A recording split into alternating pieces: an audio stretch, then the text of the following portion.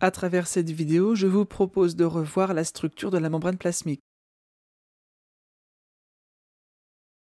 Voici une cellule, délimitée par sa membrane plasmique. Elle possède un cytoplasme et un noyau. Ce schéma représente la structure d'une cellule. L'intérieur de la cellule correspond au milieu intracellulaire. Tout ce qui est à l'extérieur de la cellule est le milieu extracellulaire. Vous observerez que la membrane plasmique constitue la séparation physique entre le milieu intracellulaire et le milieu extracellulaire. Intéressons-nous à la zone encadrée en noir. Voici un schéma détaillé de l'organisation de la membrane plasmique.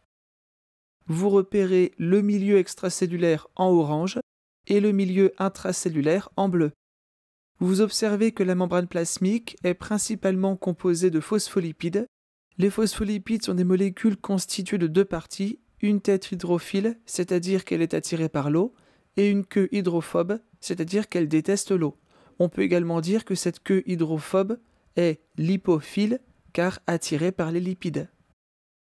Au sein de la membrane plasmique, les phospholipides sont organisés en deux couches. On parle donc de bicouches de phospholipides. Les têtes hydrophiles sont toujours orientées vers l'extérieur, au contact des milieux intra- et extracellulaires, qui sont des milieux aqueux, c'est-à-dire constitués d'eau. Au contraire, les queues hydrophobes sont toujours orientées vers l'intérieur de la membrane. Par conséquent, l'intérieur de la membrane est hydrophobe.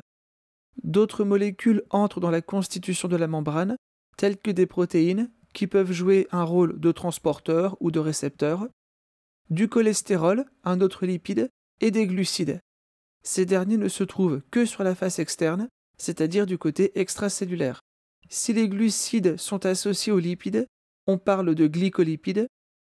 S'ils sont associés aux protéines, on parle de glycoprotéines.